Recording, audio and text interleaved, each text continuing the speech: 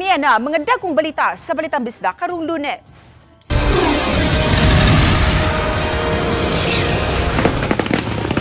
Mga baligyang pabuto sa siyam ka mga stall sa Barili na sunog.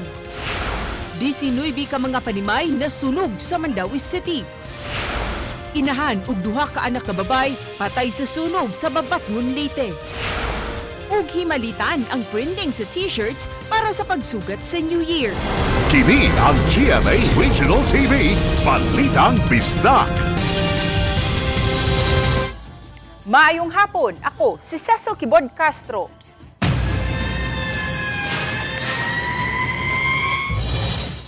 Gikustudiya sa mga otoridad ang lalaking gitumbok nga nakaingon sa dakong sunog nga miigo sa barangay Cubaco, Mandawi City. Sa mong insidente, moabot sa 19 ka mga panimay ang naudaw.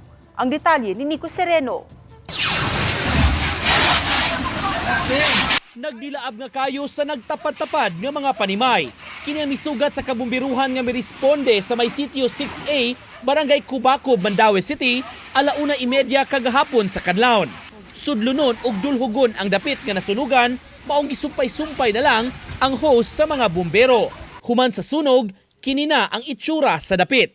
19 ka mga balay tanan ang naugdaw nga nakaapekto sa 23 ka mga pamilya. Kung sumadahon, 83 ka individual tanan ang apektado sa sunog. Migawa sa investigasyon, ang sunog nagikan sa balay sa may ubos nga bahin. Ang lalaking nagpuyo, gikatahong ng problema sa gugma. Maong mipalit kinigikan og 3 ka botelya sa gas. Iyang gikaligo ang gas niya paghuman gibuslita niya lighter. Moto nga ni silaog kay naaman ang bedsheet ba. Moy unang nisiga. Nya moto ni diretso sa mga balay. Daghan kay noon ang among wa gyud siya sugta ba mo nang murag naglain na siguro yung una.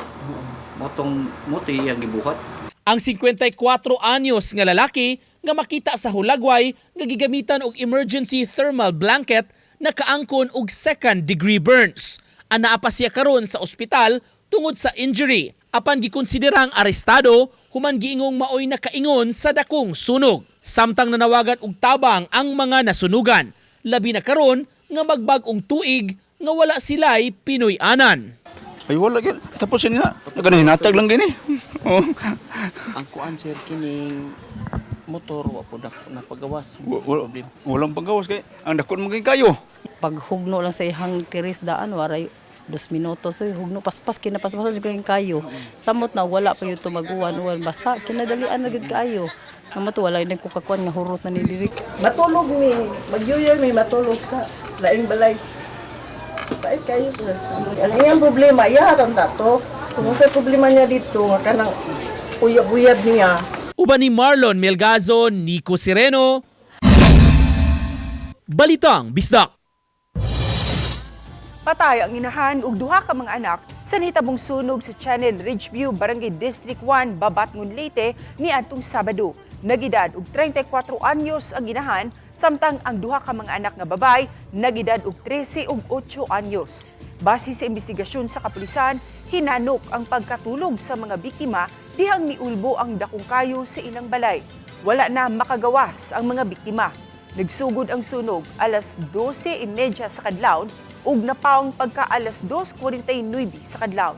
Padayon pa nga gisusi sa kabumbiruhan ang hinungdan sa maong sunog nga nagbilin og 1.3 million pesos nga danyos. Anaa sa luwas nga kahimtang ang 6 ka mga tawo human malunod sa kadagatan sa Gihulngan City, Negros Oriental ang ilang gisakyang pump boat. Matod sa Philippine Coast Guard, misakay og pump boat ang mga biktima gikan sa Hilaitan, Gihulngan City paingon unta sa dumanhog sa Subo. Aron mo tambog sa lubong sa ilang kabanay. Samtang naglawig sa kadagatan ng ilang pump boat, nakaagi sila og naglutaw nga mga debris sa kahoy. Gisulayan sa operator sa motorbangka nga wahingon ang kahoy. Apan, nabulansod kini og naigo sa kahoy ang kasko sa pump boat. Tungod niini nabuslot ang kasko sa pump boat og misulod ang tubig nga mo'y hinungdan sa pagkalunod. Sa video nga gihatag sa Philippine Coast Guard, makitang gi-rescue sa miagi nga barko ang mga biktima. Matud sa Coast Guard, Negros Oriental Provincial Commander Lieutenant Marion Abigail Inopia, masayo pa unta silang nakarescue kung mitawag sila sa Coast Guard. Pagka alas 10, sir, while paingon sila, di ba nilakaw sila, sir, og mga 9. So pagka alas 10, while underway sila pa adto og dumanhog, naka-encounter sila og kanang mga floating debris. Presyo sa diesel ug kerosene misaka ugmang adlaw samtang magpabili ng presyo sa gasolina. Sa report si GMA News Online, gipahibaw sa duha ka mga fuel retailers nga walay pag-irog sa presyo sa gasolina apan moaumento sa tag 60 sentimos ang matag litro sa diesel ug kerosene. Adunay fuel retailers nga mopatuman sa aumento alas 6 ugma sa buntag Martes samtang ang uban alas 4:01 na sa hapon sa susamang adlaw. Sa miaging Biyernes, gipahibaw sa Department of Energy Oil Industry Management Bureau nga mo rollback ang gasolina samtang magpabili ng presyo sa diesel. Apan musaka ang presyo sa kerosene. Ang pag-irog sa presyo sa produktong petrolyo subay gihapon sa nagsugway nga supply sa ubang produktong petrolyo, ubos nga demand ug usab tungod sa geopolitical tensions.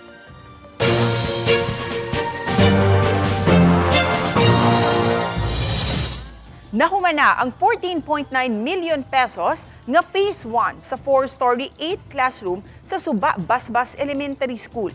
Apan, wa pa kini magamit hangtod karon. Niyang RTV Presents ni Luan Mayrondina. Kasamtangang adunay 954 ka mga estudyante ang Suba Basbas Elementary School apan 24 lang ang ilang mga classrooms. Duha ni ini mga makeshift classrooms lang, samtang ang usa home economics room. Apan nakuhaan pagayod kini og duha ka mga classroom sa kinder dihang gisugdan pagpabarog ang 4-story 8 classroom building niadtong Hunyo 21, 2024. Wa usab gipagamit ang usa pa ka classroom sa kinder tapad sa gi-construct nga school building kay buot masiguro sa principal ang kaluwas sa mga estudyante. Busa sukad sa niaging school year, nagpatuman na sila og duha ka shift sa klase. Wala ang ilang principal dihang gisusi sa RTV Balitang Bisdak ang Suba Basbas Elementary School kay naka-sick leave kini. Hinoon gitugutan kami sa mga school personnel nga masusi ang gitrabahong school building. Wala na'y nagtrabaho ni ini sukad pa ni adtong hinapos nga bahin sa buwan sa Hunyo matod sa pipila ka mga school personnel. Gipaalihan kini og trapal sa ilang principal aron di basta-basta makapaduol ang mga estudyante aron malikay sa disgrasya. Apan nangagusbat na usab ang trapal. Nabantayan sa news team nga nahuman na gayud ang mga classroom sa ground floor. Gikonpermar usab kini ni Engineer Jonas Hakalan, Division Engineer sa DepEd Lapu-Lapu City. Kaning Suba Basbas supposedly pwede ra gud gamiton unta sa eskwelahan pero ni kuan si ma'am nga dili lang sa siya mo gamit.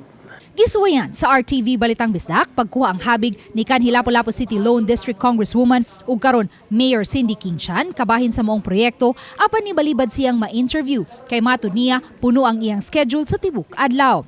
Apan sa mensahe nga gipada ni Chan sa RTV Balitang Bisdak pinaagi sa ilang Public Information Officer iyang gikonpermar nga nakumpleto na ang Phase 1 sa Suba Basbas Elementary School nga gigahinan og 14.9 million pesos.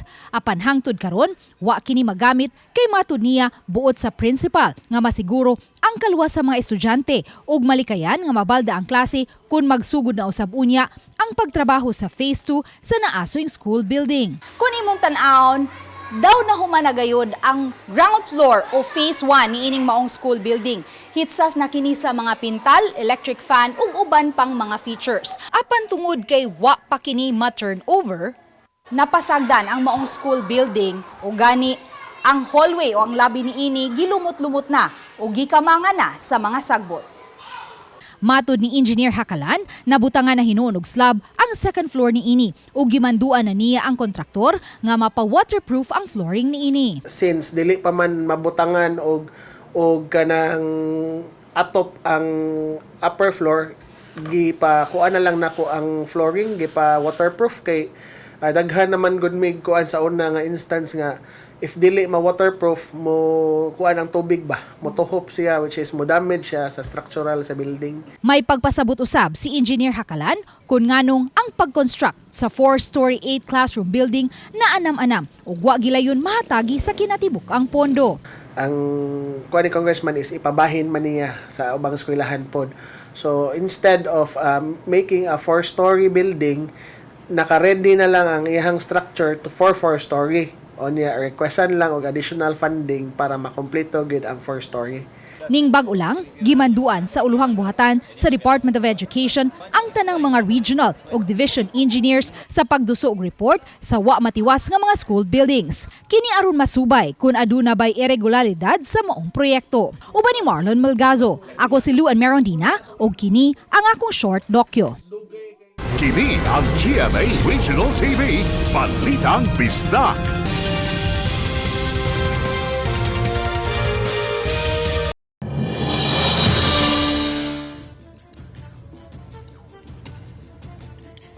Nasunog ang siyam ka mga tindahan sa pabuto sa barangay Minolos sa lungsod sa Barili. Alan unsay hinungdan sa maong sunog. Sa bisan pa man sa hugot kapag amping pag-andam sa itong mga kaigsuunan sa kaninang inibuhi mga firecrackers sa lungsod sa Barili, apan nahitabo gihapon ang aksidente sa ilahang panginabuhi human masunog kini kagabi.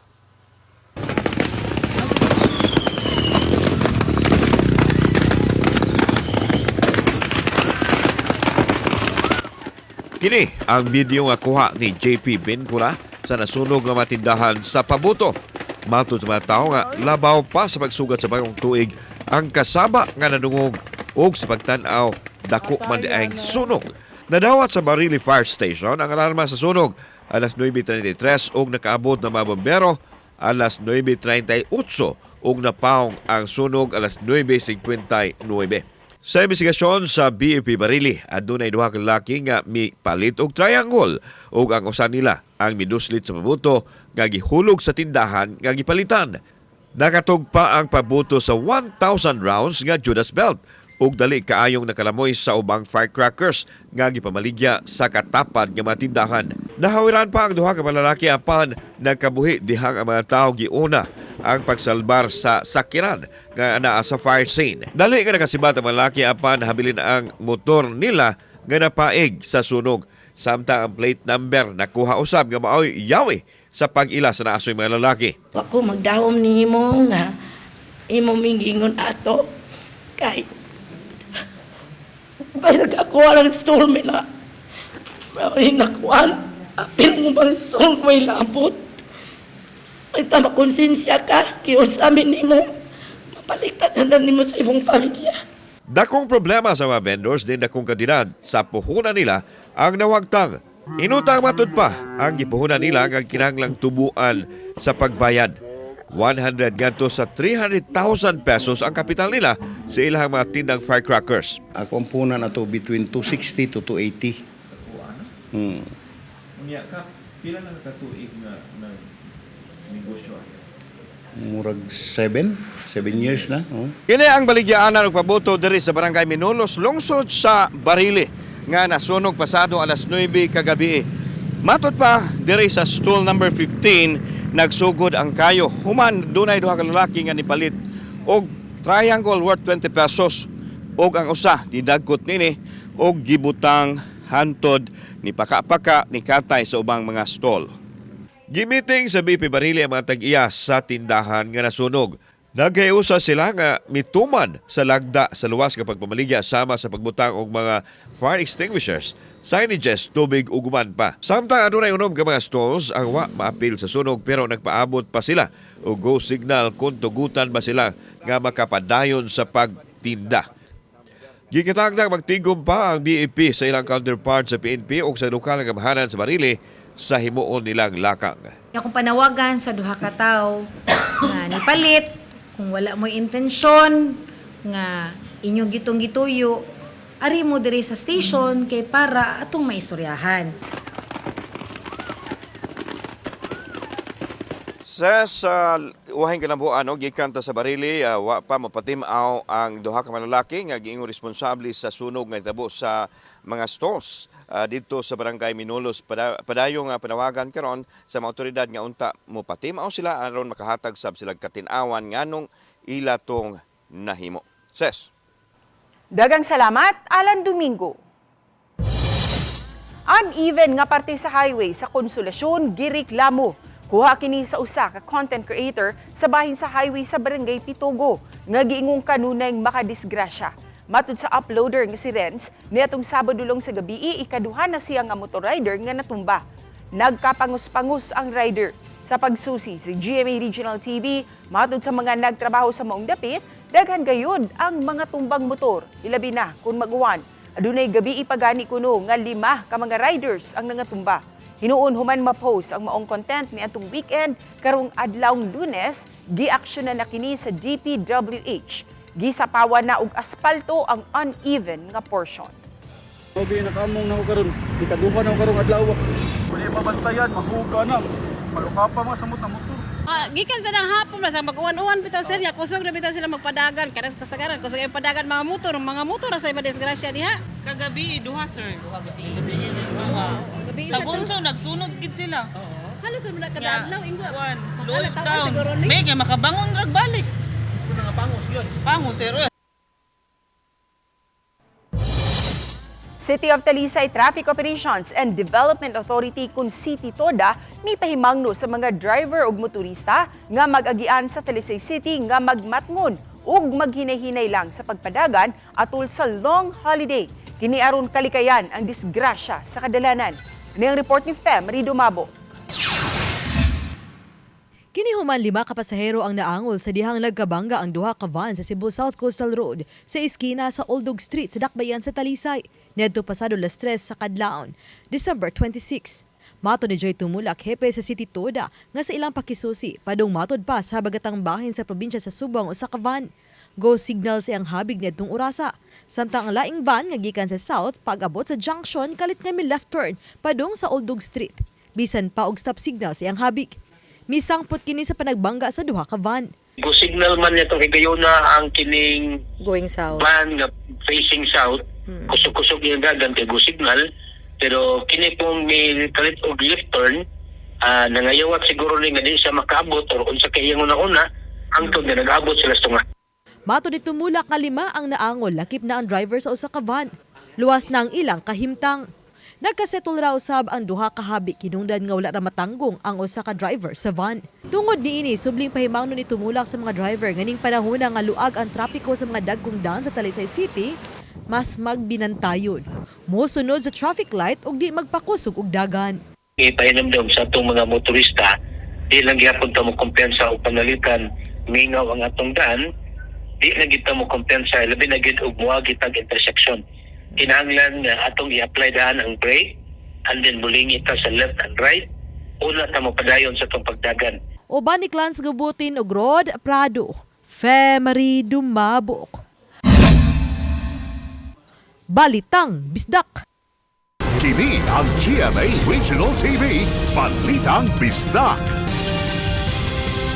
Kini ang GMA Regional TV, Balitang Bisdak.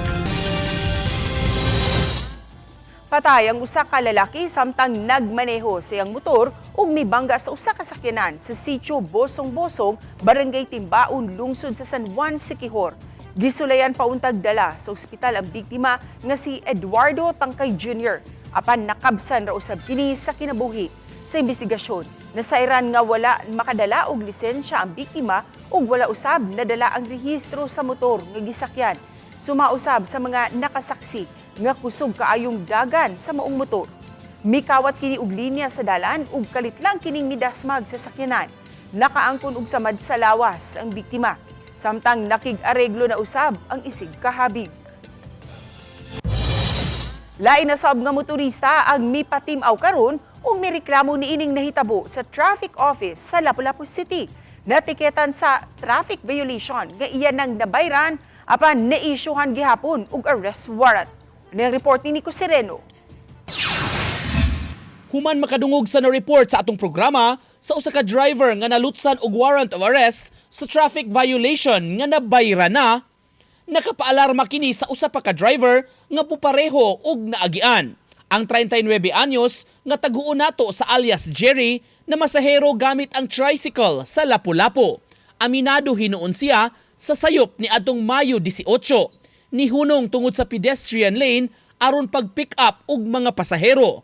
maong natikitan siya sa usa ka enforcer. Tungod kay nakuyawan ni ini, nagdali-dali siya sa pag-asikaso, nangutang pagani aron makabayad sa 1,000 pesos nga multa. Human sa kapin usa ka oras, mibayad na siya didto sa City Traffic Management System kun CTMS office nga naisyuhan pa og resibo. Maong dako kaayo niyang pagkasorpresa nga pag September 16, gikontak na siya og pulis gikan sa Station 3 kay duna siya'y warrant tungod sa maong violation.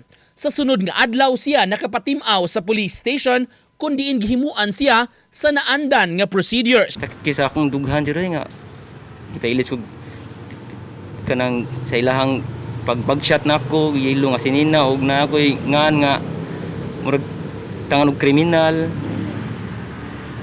Then ang nakalagot na siya kay pag adto nako sa IT sa CTMS, ging na lang ko pasensya kung siya kay akong side dili ka mo sakay ang dugo.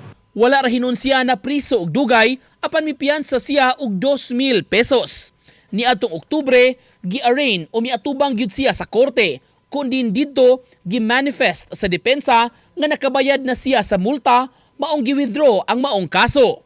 Nakansilar ang piyansa ug nabalik kini kang Jerry human gimando sa korte.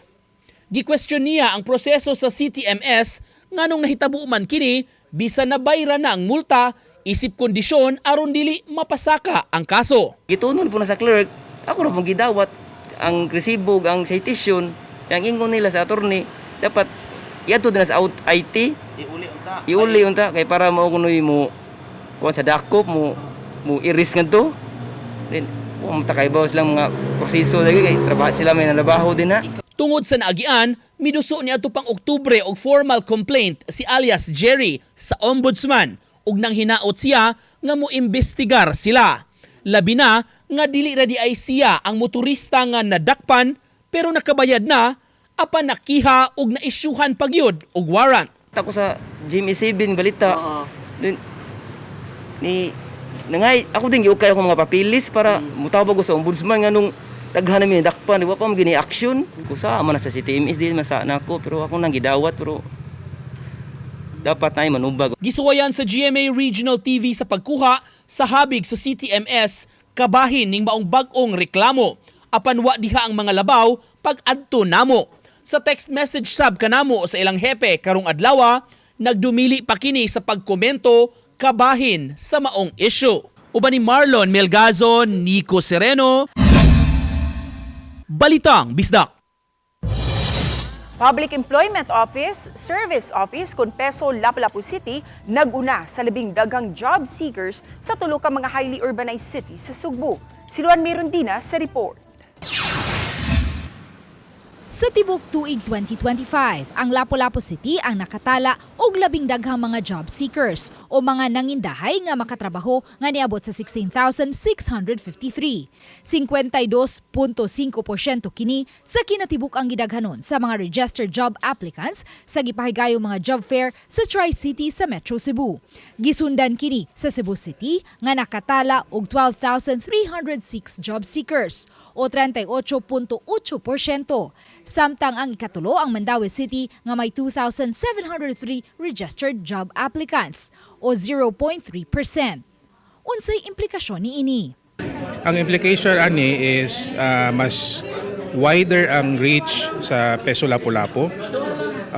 Mas interested sila sa mga job vacancies nga gi-offer sa Peso Lapu-Lapu.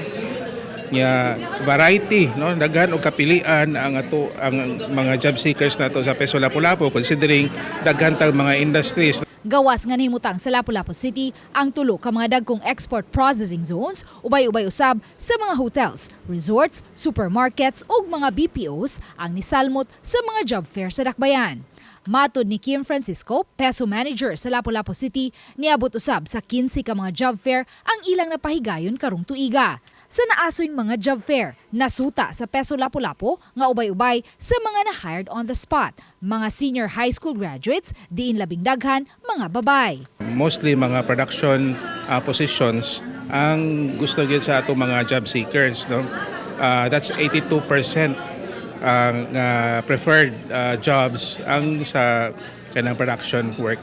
Samtang sa pagtapos sa tuig 2025, gipasalamatan o gipasidunggan sa Peso Lapu-Lapu ang mga kumpaniyang labing daghang na-hire nga mga trabahante, labing daghang na-hired on the spot ug kadtong adunay mga impactful corporate social responsibility initiatives. Gipasidunggan usab ang mga government agencies ug ang RTV Balitang Bisdak nakadawat usab og pasidungog isip outstanding local newscast ug media partner. Uban ni Cleofer Lumaya ug Rod Prado, Luan Merondina, Balitang Bisdak. Karong nagpanikad na ang kadaghanan sa pagsugat sa bagong tuig, himalita na usab kaayo karon kining mga statement shirts daw uniform kuno nga sulubon sa New Year celebration. Ano ang report ni Nico Sereno? Sa tinuig nga Osmeña Boulevard Trade Fair para sa umaabot nga sinulog ug Fiesta Senior, misugod na pagpaninda ang pipila ka mga stall holders.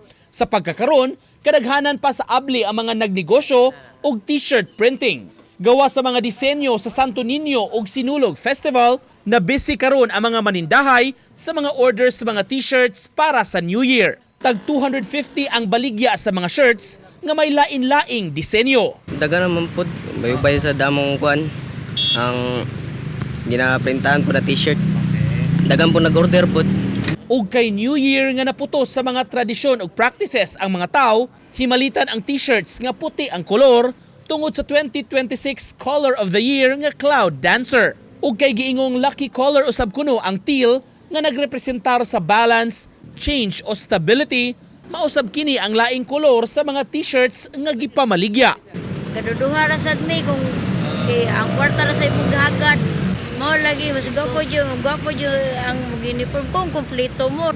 Nindot jud tanawon mag-uniform kaysa lain-laing sini na mag-usap tibok pamilya ba. Para picture ba. Makuha ra dayon kay dali ra man kayo. Sa mga mo order, magpaabot lang hinuon kadali kay makuha ra dayon kini sa mga customer. Uban ni Cleofer Lumayag, Nico Sereno, Balitang Bisdak.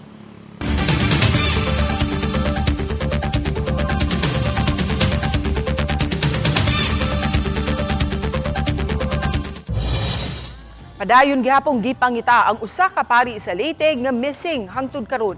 Matud sa Police Regional Office Region 8, padayon pa ang pagpangita kang Father Edwin Kutz Kaintoy, ang parish priest sa San Jose de Malbago sa lungsod sa Babatngon, nga katapusang nakitaan ni atong December 23. Kining mga pictures nga post mismo sa pari nakuha kini ni atong December 20 human sa Misa de Gallo. Nagpasalamat siya sa mga mitabang para mamuntar ang mga misa. Matud sa nag-re-upload sa mga hulagway, gihimo niya kini para makatabang sa pagpangita sa maong pari ug aron makita ang bag-ong photos ug itsura ni ini karon. Samtang nagpadayon ang pagpangita sa pari, mitudlo og interim nga parish priest ang arsobispo sa Palo. Hulip una kang Father Kaintoy sa iyang parokya. Samtang sa migawas nga report ug sa ubang interviews sa labaw sa PRO Region 8, usa sa gitanaw nga adunay personal nga problemang giatubang ang maong pari. Posibleng naguul kini kabahin sa iyang sinagup. Apan matud sa PNP, usa lang kini sa gitanaw nga mga leads o posibleng motibo. Lahat po ng anggulo tinitingnan natin sa investigation. Hindi lang, while na-mention nun ng ating regional director, pero hindi lang po dun nakatutok ang investigasyon. For further investigation pa rin po yun, while may nakuha pong info na ganun.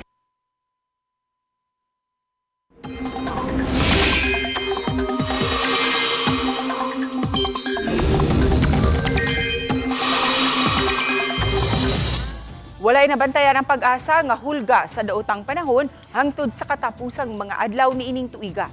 Bisan pa niini, may mga pag-uwan-uwan gihapon nga masinati sa pipila ka mga lugar sa nasud tungod sa nagkalain-laing weather systems, susama sa shearline, easterlies ug amihan. Subay sa rainfall forecast sa Metro Weather, adunay higayunan nga uwanon ang ubang lugar sa Samar ug Leyte provinces, lakip na sa Central Visayas. Adunay higayunan nga mubundak ang kusog nga pag-uwan sa pipila ka mga lugar sa Cebu ug Bohol. Posible usab nga uwanon ang ubang bahin sa nasud. Gipasigarbo sa Mandawi City Jail ang talento sa mga persons deprived of liberty nga ubos sa ilang jurisdiksyon. Usa sa bagong produkto nila, kining unique nga table lamp nga gikan sa mga PVC pipes. Mikulit sila ni ini og lain-laing mga imahen o characters. Dinhidayon gipintalan pagkahuman. Laing gipasigarbo sa City Jail ang mga parol nga ginama gihapon sa mga PDLs. Ubay-ubay ni ini ang nakadisplay sa City Hall building. Parte sa dayan-dayan karong Pasko. Sa mga interesadong mupalit ning mga produkto, mamihimong makig-alayon sa City Jail kay may mga higayon usab nga moapil ang BGMP sa mga trade fair or booth aron mabaligya ang hinimo sa mga PDL. Kung makita mo itong mga stars dito, daghan kayo. Around 100 na paroles with lights. So, PDL from Mandaue, BGMP po na both male and female. Kami ang GMA Regional TV Balitang Bisdak. Kinatibok ang pwersa alang sa mas dakong misyon ug mas halapad nga pag-alagad sa nasud. Mga kapuso, tulo ka adlaw na lang sa dili pa magbag-ong tuig. Ngayong hapon, mga kapuso.